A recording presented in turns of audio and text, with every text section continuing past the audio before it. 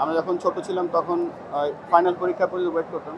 তারপরে ব্যাডমিন্টন একটা একটা রেগুলার সিজনাল স্পোর্টস ছিল এবং একসময় আমরা ডানা আপা, তারপরে আমাদের এলাকার পেনু ভাই, বদর ভাই, এনাদের খেলা দেখতাম। এবং আগে তো স্পোর্টসের নিউজ মানে ক্রীড়া জগৎ ছিল এবং ক্রীড়া জগতে সবসময় তাদের পিকচার ছবি দেখতাম। তারা একসময় আমাদের ছোটোবেলার হিরো ছিল।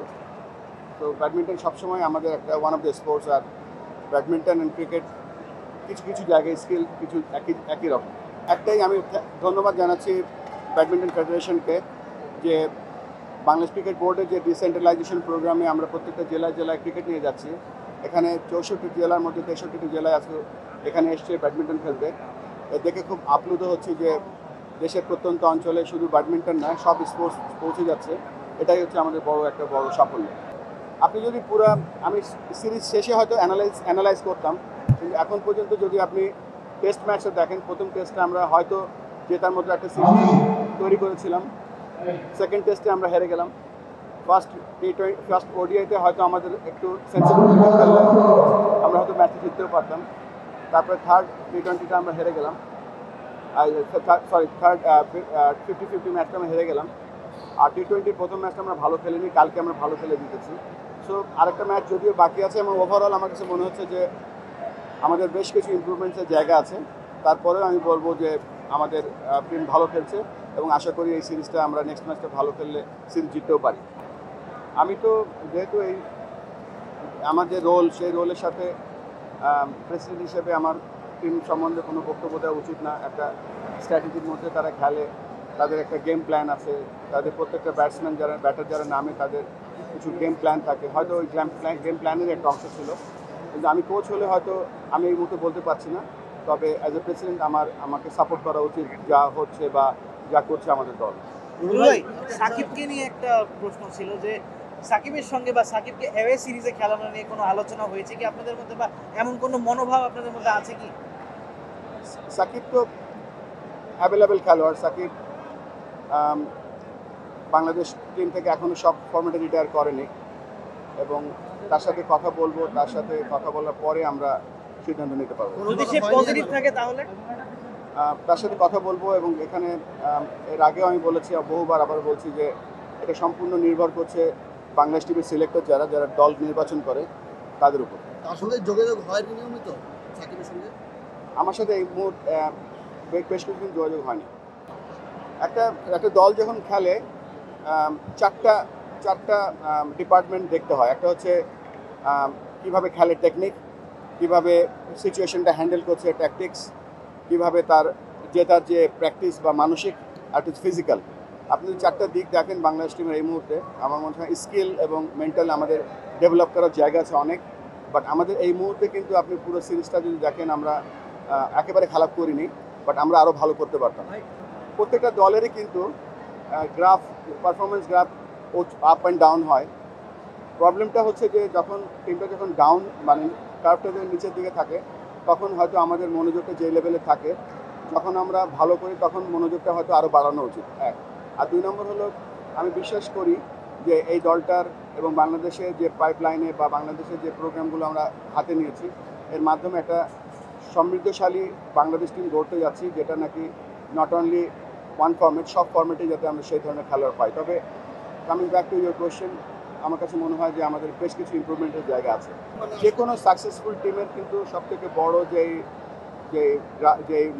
দিকটা দেখা হয় সেটা হচ্ছে ধারাবাহিকতা।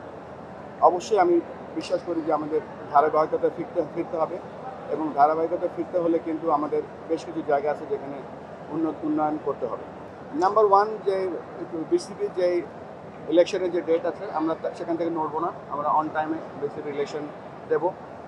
আর আমার ব্যাপারটা হচ্ছে যে T20 ইনিংস, আমি আসলে T20 ইনিংস খেলছি এবং যেহেতু আমি ওপেন করছি, আমার এখন নতুন বল দেখছি, উইকেট দেখছি। আরেকটা ব্যাপার হচ্ছে যে আমি আসার পর থেকেই বেশ প্রেশারে আছি, বিকজ এক সপ্তাহের মধ্যেই আমাকে বেশ কিছু পারফরমেন্স আমার থেকে আশা করা হয়েছে। But I am trying my level best এবং আই থিঙ্ক সব কিছু গুছিয়ে আনছি এবং সময় মতোই হয়তো সব ফায়ার করতে হবে। ক্রিকেটে যতগুলো স্কিল আছে, সব থেকে দুটো ডিফিকাল্ট স্কিল, একটা হচ্ছে লেগ স্পিন বোলিং, একটা হচ্ছে ব্যাটিং। এবং ব্যাটিংয়ের ব্যাপারটা এটা শিখতে হয়, এবং সেটা ডোমেস্টিক ক্রিকেট থেকে শুরু করেন বলেন, একটা একটা কনসিস্টেন্ট একটা কোচিং সিস্টেমের আন্ডারে বলেন, ডিফারেন্ট উইকেটে খেলার অভিজ্ঞতা বলেন, আন্তর্জাতিক ম্যাচ বলেন, সব কিছু মিলিয়ে ব্যাটিংটা খুব কঠিন একটা টাস্ক। এবং আমি বিশ্বাস করি যে ব্যাটিং কোচ, অফকোর্স এটা সব কোচই ইম্পর্টেন্ট, বাট ব্যাটিং কোচটা অনেকটা ডাক্তারের ভূমিকা পালন করে, যে তার ডায়াগনোসিস করতে হয়, তার রাইট ওষুধটা দিতে হয়। তো ব্যাটিং কোচটা আমার মনে হয় যে অত্যন্ত জরুরি। এখন দেখেন ক্রিকেট কোচিং ম্যানুয়াল বলে যে প্রথম বল তুমি ডিফেন্স করবে ফ্রন্ট ফুট, কিন্তু টি-20 খেলায় বলা হয় সম্পূর্ণ অন্যরকম। সো এই যে ডায়নামিক বা এই যে ভার্সেটাইলিটি যে কোচিংয়ের, সেটা কিন্তু প্লেয়ারকে রপ্ত করতে হয় বিভিন্ন ফর্ম্যাট খেলে।